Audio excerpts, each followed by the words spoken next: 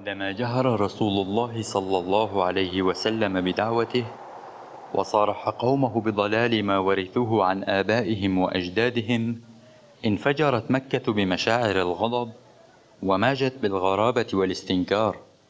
وخشيت قريش أن تأتي دعوة التوحيد هذه على تقاليدها وموروثاتها، فرأت أنه لا بد من مواجهة هذه الدعوة بشتى الوسائل، وقررت ألا تألو جهدا في محاربتها وإيذاء الداخلين فيها والحد من انتشارها. فتعرض المسلمون في مكة، وخاصة المستضعفون من العبيد والإماء منهم، طوال 10 سنوات إلى شتى أنواع التعذيب والتنكيل لإطفاء نور الدعوة الإسلامية والقضاء عليها، ما اضطرهم أخيرا إلى الهجرة إلى يثرب بعد أن بايع من أسلم من أهلها رسول الله صلى الله عليه وسلم على نصرته ومنعته، تاركين وراءهم ديارهم وأموالهم فرارا بدينهم وعقيدتهم. بدأ رسول الله صلى الله عليه وسلم منذ وصوله إلى يثرب، والتي أصبحت تعرف بالمدينة المنورة بعد أن دخلها، بإرساء قواعد الدولة الإسلامية، فقام ببناء المسجد النبوي الذي لم يكن موضعا لأداء الصلاة فحسب، بل مدرسة يتلقى فيها المسلمون تعاليم الإسلام وتوجيهاته، وقاعدة لإدارة جميع الشؤون وعقد المجالس الاستشارية والتنفيذية. كما آخى بين المهاجرين والأنصار مؤاخاة ذابت فيها عصبيات الجاهلية وسقطت بها فوارق النسب واللون والوطن، وأبرم معاهدة مع اليهود ترك لهم فيها مطلق الحرية في الدين والمال، ضمن وثيقة نظم فيها العلاقات بين سكان المدينة، ووضح التزامات جميع الأطراف، وحدد الحقوق والواجبات. فتمكن صلى الله عليه وسلم بهذه الخطوات من تحويل المدينة وضواحيها إلى دولة وفاقية بقيادته، عاصمتها المدينة، والكلمة النافذة والسلطان الغالب فيها للمسلمين. ولكن سرعان ما أدركت قريش خطورة الوضع في المدينة على مصالحها، فبعد فشلها في القضاء على الإسلام ومنع هجرة المسلمين إلى المدينة وتمكنهم من بناء مجتمع إسلامي فيها، وبما أنها هي أيضا تقع على طريق القوافل التجارية، أصبح الآن بإمكان المسلمين التعرض لقوافل قريش واستنزاف اقتصادها. فكتبوا محرضين إلى عبد الله بن أبي بن سلول بصفته رئيس الأنصار قبل الهجرة، وكانت الأوس والخزرج مجتمعين عليه، وكادوا يجعلوه ملكا على أنفسهم لولا أن هاجر رسول الله صلى الله عليه وسلم وآمنوا به. كتبوا إليه وإلى أصحابه المشركين مهددين بالحرب إن لم ينهض لقتال رسول الله صلى الله عليه وسلم وأصحابه وإخراجه من المدينة.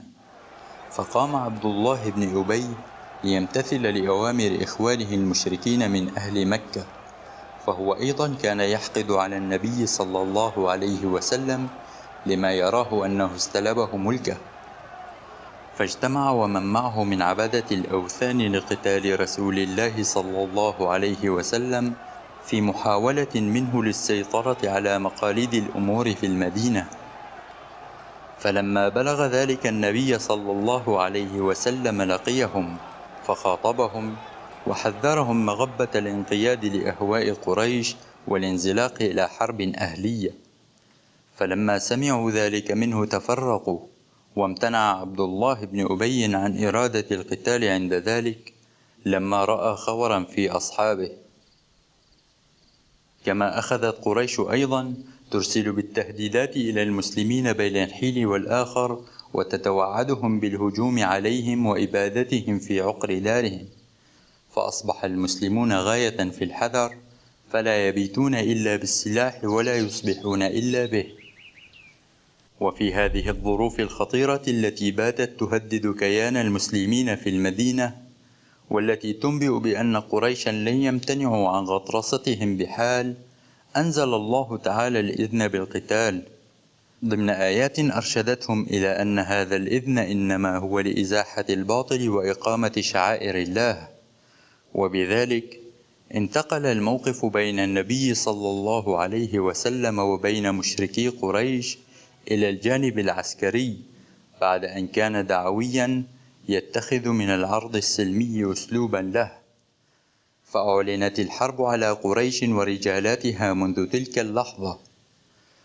وأدرك رسول الله صلى الله عليه وسلم أنه من الحكمة إزاء هذه الظروف التي مبعثها الوحيد قوة قريش وتغطرسها أن يبسط المسلمون سيطرتهم على طريق القوافل التجارية المتجهة إلى الشام، ويستهدف قوافل قريش كنوع من الحرب الاقتصادية عليها وكسر لشوكتها، ورغبة في رد حقوق المسلمين المسلوبة وأموالهم المنهوبة في مكة.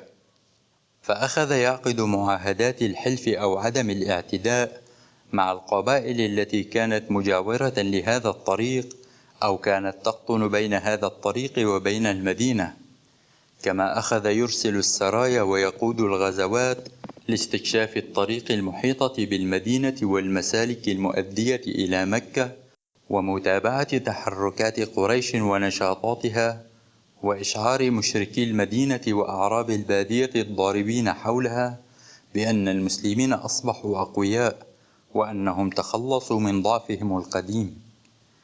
وبالرغم من تهديد المسلمين لطريق التجارة، إلا أنهم لم يشتبكوا فعليا مع قوافل قريش بعد، ما جعل قريشا تطمئن قليلا وتواصل إرسال قوافلها مع تأمين شيء من الحراسة لها. ولم يلبث أن جاء رسول الله صلى الله عليه وسلم خبر فصول قافلة كبيرة لقريش متجهة إلى الشام، فخرج لاعتراضها في 50 و100 أو 200 من المهاجرين، فبلغ ذا العشيرة فوجد أن العير قد فاتته بأيام، وهذه هي العير التي سيخرج في طلبها حين ترجع من الشام فتكون سببا لغزوة بدر. كما أرسل رسول الله صلى الله عليه وسلم سرية إلى نخلة بقيادة عبد الله بن جحش الأسدي لرصد قوافل قريش، فمرت عير لقريش تحمل زبيبا وأدما وتجارة، وفيها عمرو بن الحضرمي وعثمان ونوفل بن عبد الله بن المغيرة والحكم بن كيسان مولى بني المغيرة. فتشاور المسلمون في أمرهم كونهم في الشهر الحرام، ولكنهم في النهاية أجمعوا على اللقاء، فرمى أحدهم عمرو بن الحضرمي بسهم فقتله، وأسروا عثمان والحكم وأفلت نوفل، ثم قدموا بالعير والأسيرين إلى المدينة. فأنكر رسول الله صلى الله عليه وسلم ما فعلوه، ووقف التصرف في العير والأسيرين. ووجد المشركون فيما حدث فرصة لاتهام المسلمين بأنهم قد أحلوا ما حرم الله، وكثر في ذلك القيل والقال، حتى نزل الوحي حاسما هذه الأقاويل، وأن ما عليه المشركون أكبر وأعظم مما ارتكبه المسلمون، فإن المحرمات المقدسة قد انتهكت كلها في محاربة الإسلام واضطهاد أهله. بعد ذلك أطلق رسول الله صلى الله عليه وسلم سراح الأسيرين، وأدى دية المقتول إلى أوليائه. بعد هذه الوقعة فرض الله على المسلمين القتال، وأنزل آيات يحثهم فيها عليه ويبين لهم أحكامه، آيات تدل بفحواها على قرب العراك الدامي. عندما اقترب موعد رجوع العير التي أفلتت يوم ذو العشيرة، بعث رسول الله صلى الله عليه وسلم طلحة بن عبيد الله وسعيد بن زيد إلى الشمال ليقوما باكتشاف خبرها، فوصلا إلى الحوراء ومكثا فيها حتى مر بهما أبو سفيان بالعير، فانطلقا إلى المدينة ليخبرا رسول الله صلى الله عليه وسلم بالخبر.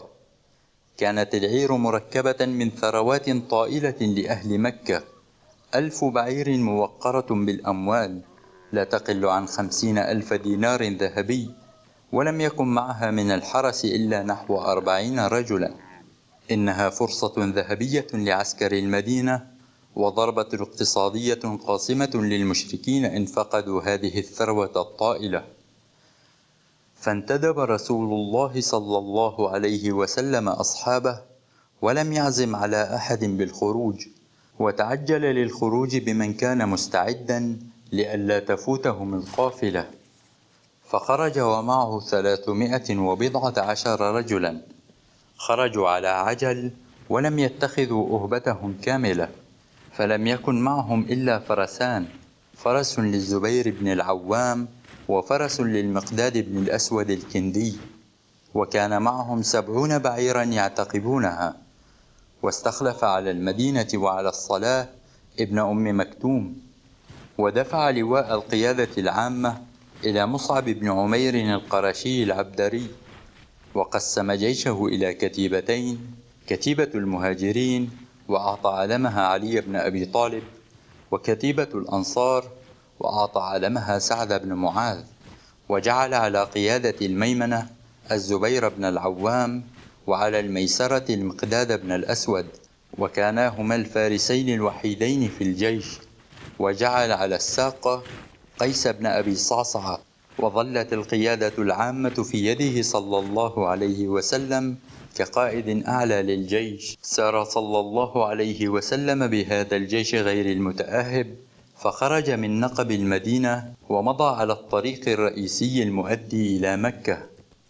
فلما بلغ بئر الروحاء رد أبا لبابة بن عبد المنذر واستعمله على المدينة، ثم ارتحل منها وترك طريق مكة بيسار، وانحرف ذات اليمين على النازية يريد بدرا، فسلك ناحية منها حتى جزع واديا يقال له رحقان بين النازية وبين مضيق الصفراء، فمر على المضيق ثم انصب منه حتى قرب من الصفراء، وهناك بعث ببسبس بن عمرو وعدي بن أبي الزغباء الجهنيين إلى بدر يتجسسان له أخبار العير. أما العير فإن أبا سفيان وهو المسؤول عنها كان منذ أن دنا من الحجاز يتجسس الأخبار ويسأل من لقي من الركبان، حتى أصاب خبرا من بعض الركبان أن محمدا صلى الله عليه وسلم قد استنفر أصحابه ليوقع بالعير، فحذر عند ذلك، واستأجر ضمضم بن عمرو الغفاري إلى مكة مستصرخا لقريش بالنفير إلى عيرهم ليمنعوه من محمد صلى الله عليه وسلم وأصحابه. فخرج ضمضم هذا مسرعا حتى أتى مكة، فأخذ يصرخ ببطن الوادي واقفا على بعيره وقد جدع أنفه وحول رحله وشق قميصه ليثير حمية القوم. فتحفز الناس سراعا، وكانوا بين رجلين، إما خارج بنفسه وإما باعث مكانه رجلا، وأوعبوا في الخروج، فلم يتخلف أحد من أشرافهم سوى أبو لهب، فإنه بعث مكانه رجلا بدين كانت له عليه. وحشدوا من حولهم من القبائل، فلم يتخلف عنهم أحد من بطون قريش إلا بني عدي، فلم يخرج منهم أحد. حشدوا نحو 1300 مقاتل، وكان معهم 100 فرس و600 درع، وجمال كثيرة لا يعرف عددها بالضبط. وخرجت معهم القيان يضربن بالدفوف ويغنين بهجاء المسلمين. كان القائد العام لهذا الجيش أبو جهل عمرو بن هشام القرشي المخزومي، وكان القائمون بتموينه 9 رجال من أشراف قريش، فكانوا ينحرون يوما 9 ويوما 10 من الإبل. سار هذا الجيش مسرعا شمالا سالكا في طريقه واديي عسفان وقديدا. وفي هذه الأثناء كان أبو سفيان لا يزال يسير على الطريق الرئيسي، ولكنه لم يزل حذرا متيقظا وقد ضاعف حركاته الاستكشافية. ولما اقترب من بدر تقدم عيره حتى لقي شيخا من شيوخ العرب يدعى مجدي بن عمرو الجهني، فسأله إن كان رأى محمدا وأصحابه أو أحدا من عيونه، فأخبره أنه رأى راكبين قد أناخا إلى تل قريب ثم رحلا. فبادر أبو سفيان إلى مناخهما فأخذ من أبعار بعيرهما ففتته فإذا فيه النوى، فعلم أنهما عيون المدينة، فرجع إلى عيره سريعا وضرب وجهها نحو الساحل غربا تاركا الطريق الرئيسي الذي يمر ببدر، وبهذا تمكن من النجاة بالقافلة من الوقوع في قبضة جيش المدينة. ثم قام بإرسال رسالة إلى جيش مكة الذي تلقاها في الجحفة يعلمهم فيها بنجاة القافلة، فهم القوم بالرجوع لما علموا بنجاة قافلتهم، ولكن قام أبو جهل في كبرياء وغطرسة معلنا أنه لن يرجع حتى يقيم ببدر 3 كعادة المنتصرين ترسيخا لهيبة قريش بين العرب. ولكن على رغم أبي جهل أشار الأخنس بن شريق بالرجوع فعصوه، فرجع هو وبنو زهرة إذ كان حليفا لهم ورئيسا عليهم في هذا النفير، فلم يشهد بدرا زهري واحد، وكانوا حوالي 300 رجل. وأرادت بنو هاشم الرجوع، ولكن اشتد عليهم أبو جهل ومنعهم من ذلك، ثم تابع المسير بالجيش شمالا يريد بدرا. وفي هذه الأثناء كانت استخبارات النبي صلى الله عليه وسلم قد نقلت إليه وهو بوادي ذفران خبر العير والنفير، وتأكد لديه بعد التدبير في تلك الأخبار أنه لم يبقى مجال للاجتناب عن لقاء دام، فعقد مجلسا عسكريا استشاريا أشار فيه إلى الوضع الراهن، وتبادل فيه الرأي مع عامة جيشه وقادته. فتزعزعت قلوب فريق من الناس حين سمعوا خبر جيش مكة وأن العير فاتتهم، وخافوا من هذا اللقاء. أما قادة المهاجرين فقد أجمعوا في هذا الاجتماع على تأييد فكرة التقدم لملاقاة العدو، ومنهم المقداد بن الأسود الذي أحسن فقال: يا رسول الله، امضي لما أراك الله فنحن معك، والله لا نقول لك كما قالت بنو إسرائيل لموسى: اذهب أنت وربك فقاتلا إنا هاهنا قاعدون، ولكن اذهب أنت وربك فقاتلا إنا معكما مقاتلون، فوالذي بعثك بالحق لو سرت بنا إلى برك الغماد لجالدنا معك من دونه حتى نبلغه.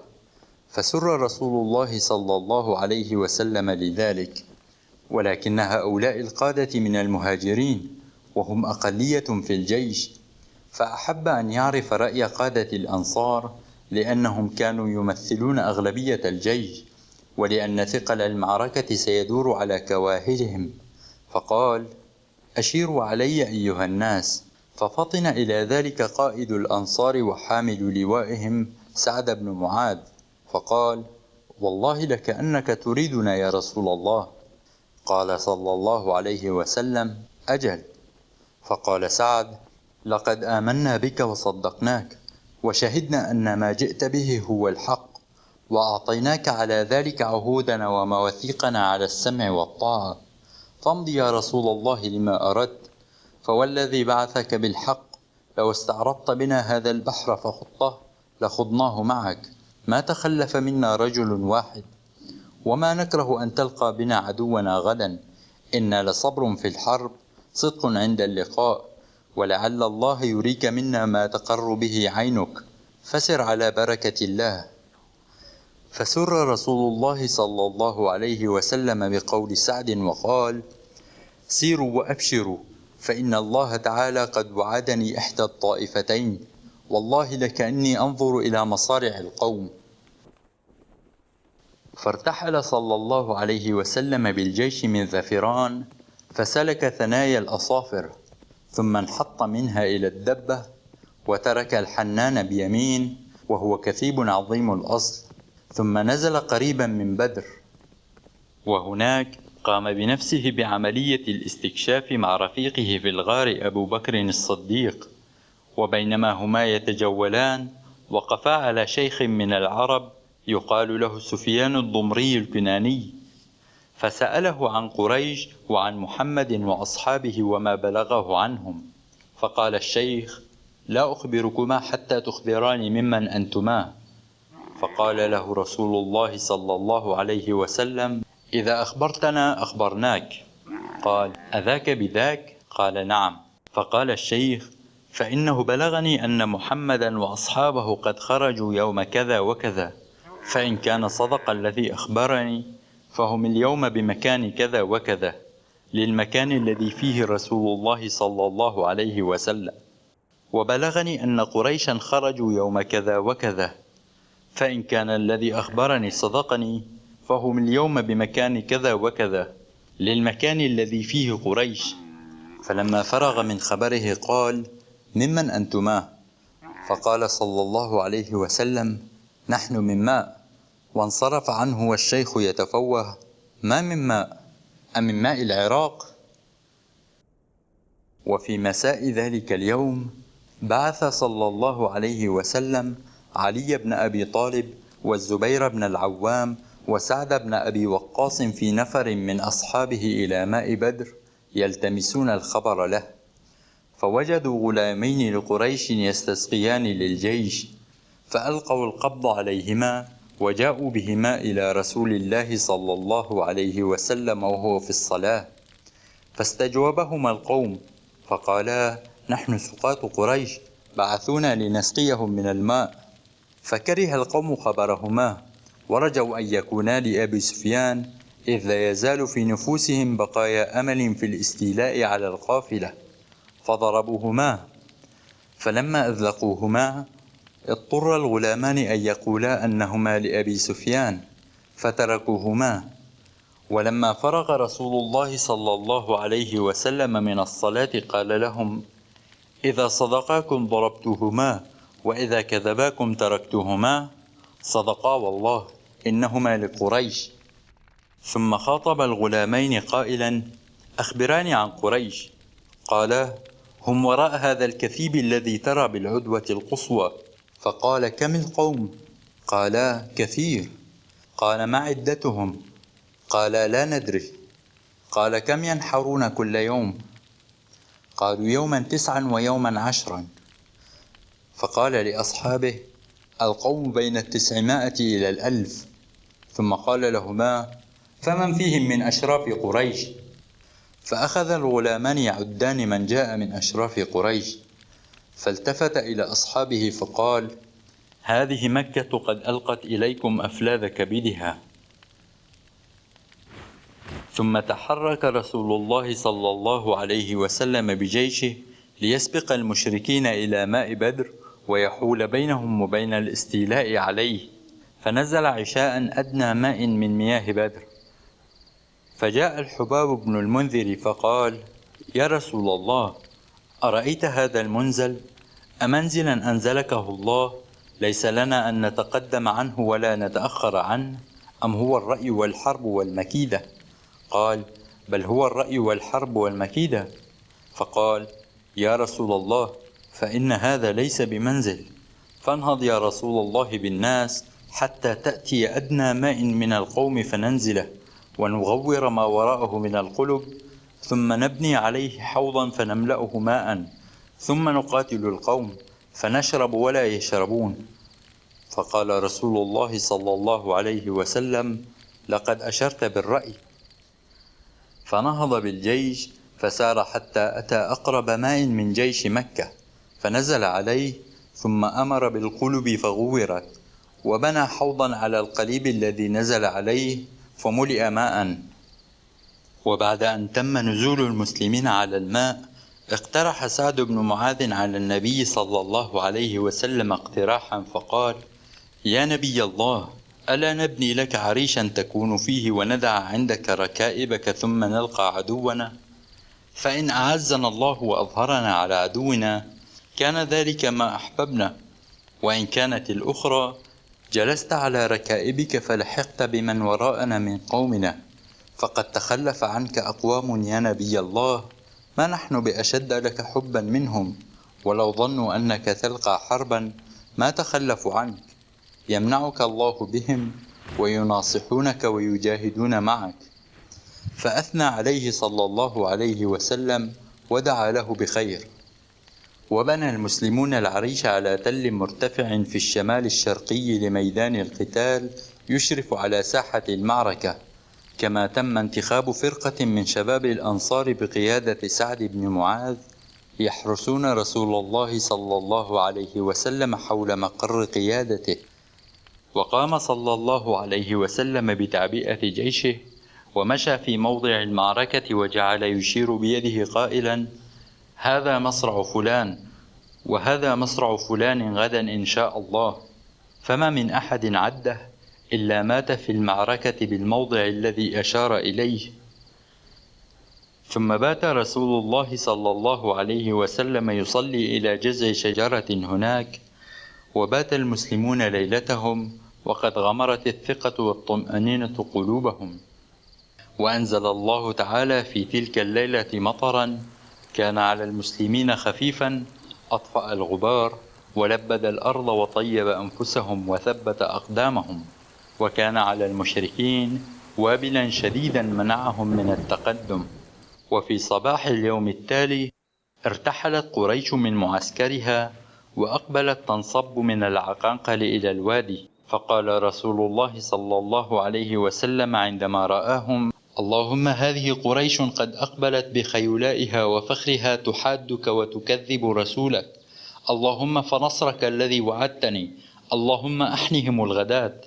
ثم قال حين رأى عتبة بن ربيعة في القوم وهو على جمل أحمر له: إن يكن في أحد من القوم خير فعند صاحب الجمل الأحمر، إن يطيعوه يرشدوا. وأقبل نفر منهم إلى حوض رسول الله صلى الله عليه وسلم يريدون الماء فأذن لهم. ولما اطمأنت قريش بعثت عمير بن وهب الجمحي للتعرف على مدى قوة جيش المدينة، فدار عمير بفرسه حول المعسكر ثم رجع إليهم فقال: 300 رجل، يزيدون قليلا أو ينقصون، ولكن أمهلوني حتى أنظر للقوم كمين أو مدد.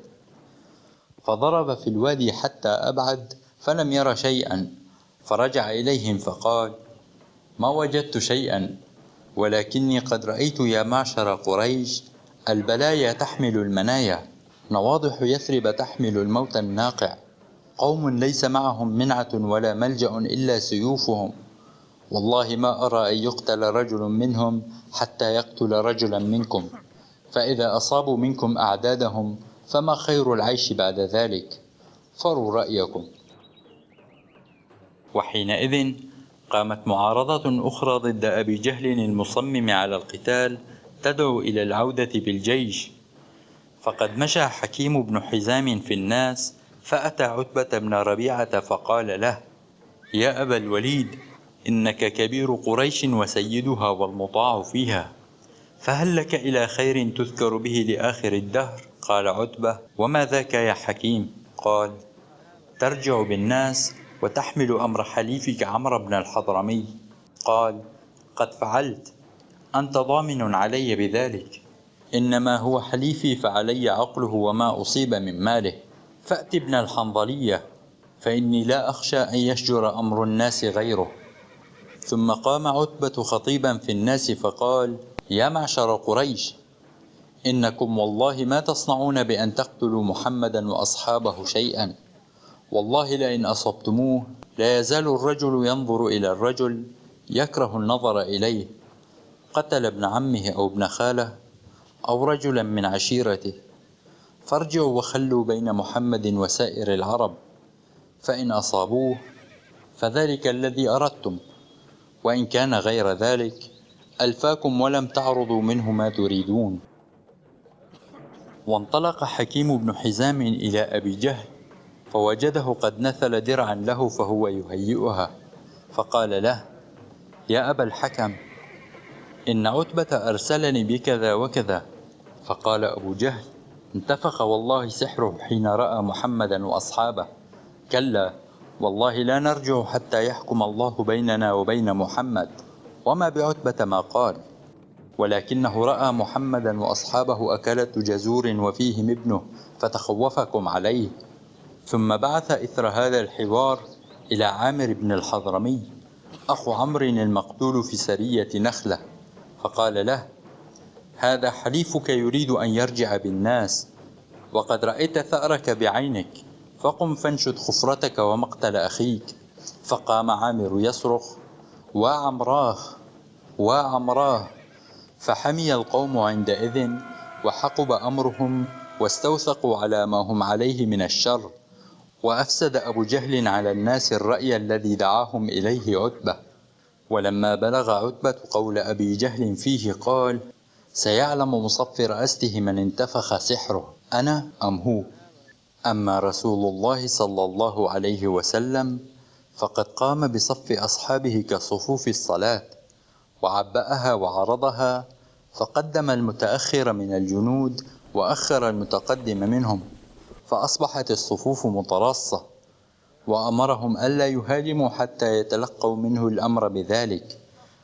وأدلى إليهم بتوجيهات في الحرب فقال: إذا أكثبوكم فارموهم واستبقوا نبلكم، ولا تستلوا سيوفكم حتى يغشوكم.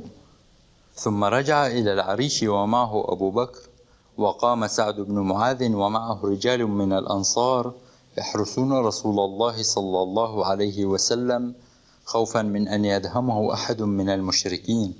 واستفتح أبو جهل فقال: اللهم أقطعنا للرحم وآتانا بما لا نعرفه فأحنه الغداة، اللهم أينا كان أحب إليك وأرضى عندك فانصره اليوم. وخرج من صفوف المشركين رجل اسمه الأسود بن عبد الأسد المخزومي، وكان رجلا شرسا سيء الخلق، تقدم قائلا: أعاهد الله لأشربن من حوضهم أو لأهدمنه أو لأموتن دونه. فخرج إليه حمزة بن عبد المطلب، فلما التقيا ضربه حمزة فأطن قدمه بنصف ساقه وهو دون الحوض، فوقع على ظهره تشخب رجله دما نحو أصحابه، ثم حبى إلى الحوض حتى اقتحم فيه يريد أن تبر يمينه، ولكن حمزة ثنى عليه بضربة أخرى أتت عليه وهو داخل الحوض. كان هذا أول قتل أشعل نار المعركة، فحمي عند ذلك عتبة بن ربيعة وأراد أن يظهر شجاعته، فخرج هو وأخوه شيبة وابنه الوليد، فلما توسطوا بين الصفين طلبوا المبارزة، فخرج إليهم 3 من شباب الأنصار فقالوا: من أنتم؟ قالوا: رهط من الأنصار. قالوا: أكفاء كرام، ما لنا حاجة بكم، إنما نريد بني عمنا. ثم نادى مناديهم: يا محمد، أخرج إلينا أكفاءنا من قومنا. فقال رسول الله صلى الله عليه وسلم: قم يا عبيدة بن الحارث، وقم يا حمزة، وقم يا علي. فلما قاموا ودنوا منهم قالوا: من أنتم؟ فأجابوهم قالوا: أنتم أكفاء كرام. فبرز عبيدة وكان أسن القوم عتبة، وبارز حمزة شيبة، وبارز علي الوليد. فأما حمزة فلم يمهل صاحبه أن قتله، وكذلك علي لم يمهل خصمه أن قتله. أما عبيدة وعتبة فأثخن كل واحد منهما صاحبه، فكر علي وحمزة على عتبة فقتلاه، واحتملا عبيدة وقد قطعت رجله، فلم يزل صمتا حتى مات بالصفراء بعد 4 أو 5 أيام من وقعة بدر. كانت نهاية هذه المبارزة بداية سيئة بالنسبة إلى المشركين، فقدوا 3 فرسان من خيرة فرسانهم وقادتهم دفعة واحدة، فاستشاضوا غضبا وكروا على المسلمين كرة رجل واحد. أما المسلمون فبعد أن استنصروا ربهم واستغاثوه وأخلصوا له وتضرعوا إليه، تلقوا هجوم المشركين وهم مرابطون في مواقعهم واقفون موقف الدفاع، يرمونهم بالنبل كما أمرهم رسول الله صلى الله عليه وسلم، وهم يرددون بأعلى صوتهم: أحد أحد. كان هجوم المشركين عنيفا، حاولوا فيه اختراق صف المسلمين وتحطيم معنوياتهم وحسم المعركة من بدايتها، معتمدين في ذلك على كثرة عددهم وتفوق عتادهم، ولكنهم صدموا بصمود المسلمين الذين بالرغم من قلة عددهم وخفة تسليحهم ثبتوا كالسد المنيع أمام سيل المشركين، متسلحين بالصبر والإيمان والإصرار، ما اضطرهم إلى التراجع ليعيدوا تنظيم صفوفهم ويلتقطوا أنفاسهم ثم يعاودوا الهجوم. وفي هذه الأثناء كان رسول الله صلى الله عليه وسلم ومنذ رجوعه بعد تعديل الصفوف يناشد ربه ما وعده من النصر ويتضرع إليه، حتى إذا حمي الوطيس واستدارت رحى الحرب بشدة واحتدم القتال وبلغت المعركة قمتها قال: اللهم إن تهلك هذه العصابة اليوم لا تعبد، اللهم إن شئت لم تعبد بعد اليوم أبدا. وبالغ في الابتهال حتى سقط رداؤه عن منكبيه، فرده عليه الصديق وهو يقول: يا نبي الله، بعض مناشدتك ربك، فإن الله منجز لك ما وعدك. وقد خفق رسول الله صلى الله عليه وسلم خفقة ثم انتبه فقال: أبشر يا أبا بكر، أتاك نصر الله، هذا جبريل آخذ بعنان فرسه يقوده على ثنايا النقع. ثم خرج رسول الله صلى الله عليه وسلم من باب العريش وهو يثب في الدرع ويقول: سيهزم الجمع ويولون الدبر. ثم أخذ حفنة من الحصباء فاستقبل بها قريشا وقال: شاهت الوجوه، ثم رمى بها في وجوههم، فما من المشركين من أحد إلا أصاب عينه ومنخريه وفمه من تلك القبضة. وأصدر إلى جيشه أوامره الأخيرة بالهجمة المضادة، وأخذ يحرضهم على القتال قائلا: والذي نفس محمد بيده لا يقاتلهم اليوم رجل فيقتل صابرا محتسبا مقبلا غير مدبر إلا دخل الجنة، قوموا إلى جنة عرضها السماوات والأرض. فقال عمير بن الحمام الأنصاري حين سمع ذلك: يا رسول الله، جنة عرضها السماوات والأرض؟ قال: نعم. فقال عمير: بخ بخ. قال صلى الله عليه وسلم: ما يحملك على قولك بخ بخ؟ قال: لا والله يا رسول الله، إلا رجاء أن أكون من أهلها. قال: فإنك من أهلها. فأخرج تمرات من قرنه فجعل يأكل منهن، ثم قال: لئن أنا حييت حتى آكل تمرات هذه إنها لحياة طويلة.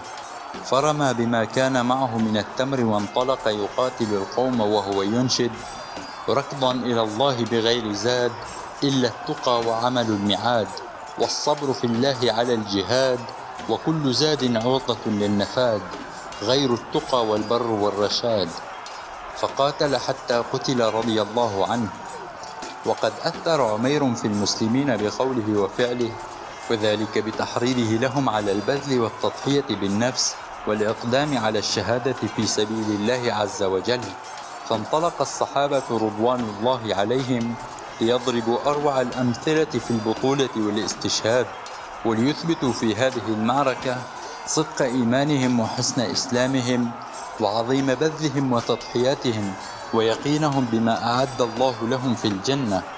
وقد زادهم نشاطا وحدة أن رأوا رسول الله صلى الله عليه وسلم قد وثب في الدرع وتقدمهم، فلم يكن أحد أقرب من المشركين منه، وهو يقول في جزم وصراحة: سيهزم الجمع ويولون الدبر. فبدأت الكفة تميل لصالح المسلمين، وقاموا بهجوم كاسح مرير، وجعلوا يقلبون صفوف المشركين التي بدأت أمارات الفشل والاضطرابات تظهر فيها. وقد حاول الطاغية أبو جهل أن يصمد في وجه هذا السيل، فجعل يشجع جيشه في شراسة ومكابرة، ولكن سرعان ما بدت له حقيقة هذه الغطرسة، ورأى الصفوف تنهار أمام هجوم المسلمين الكاسح. نعم، بقيت حوله عصابة من المشركين ضربت حوله سياجا من السيوف والرماح، ولكن ما إن ظهر هذا الطاغية ورآه المسلمون يجول على فرسه كان الموت ينتظره بأيدي غلامين أنصاريين.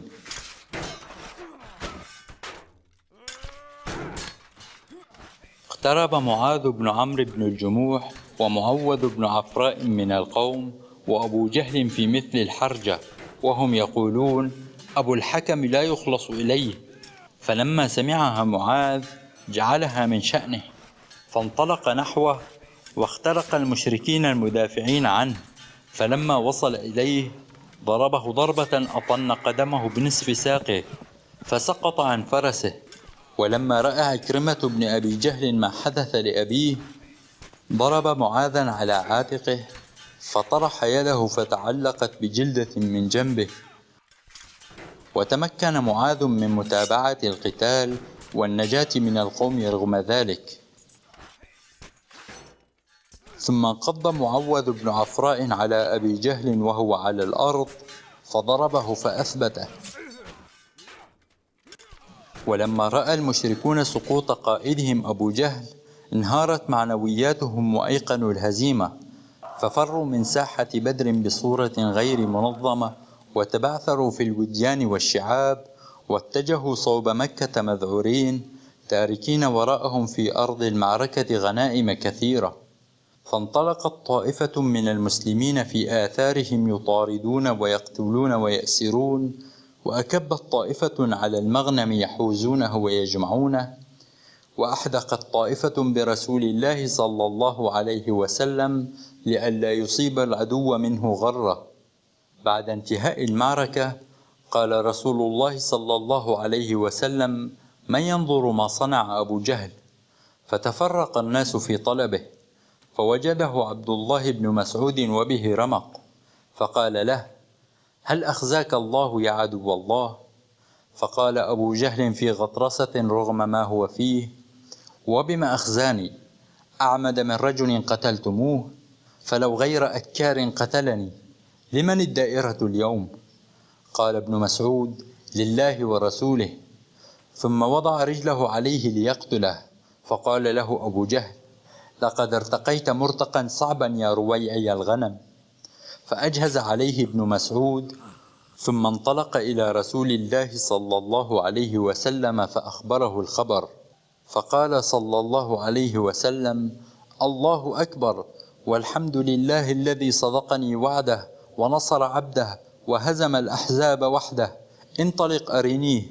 فانطلقا، فلما رآه صلى الله عليه وسلم قال: هذا فرعون هذه الأمة. ثم وقف على قتل المشركين فقال: بئس العشيرة كنتم لنبيكم، كذبتموني وصدقني الناس، أخرجتموني وآواني الناس. ثم أمر بهم فسحبوا إلى قليب من قلب بدر.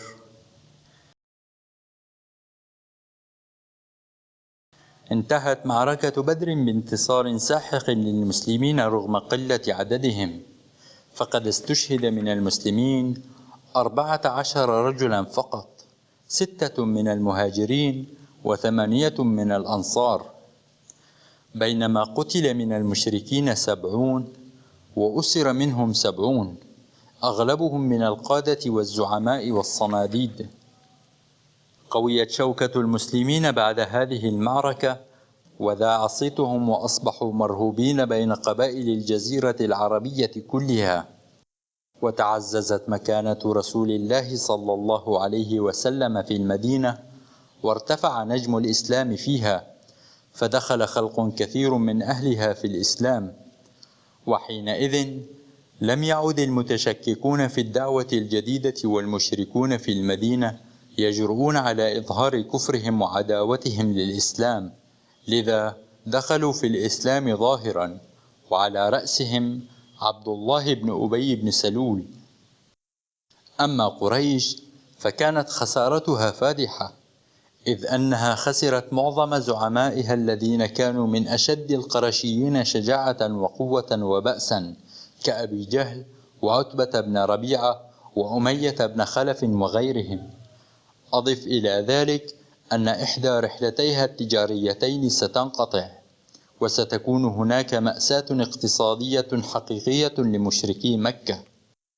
ولم تقف خسارتها على الخسارة الحربية والاقتصادية فحسب، بل أصبحت المدينة تهدد أيضا سيادتها ونفوذها في الحجاز كله. ولهذا تعد غزوة بدر رغم صغر حجمها معركة فاصلة في تاريخ الإسلام، فرق الله تعالى بها بين الحق والباطل، ولذا سماها في كتابه العزيز بيوم الفرقان.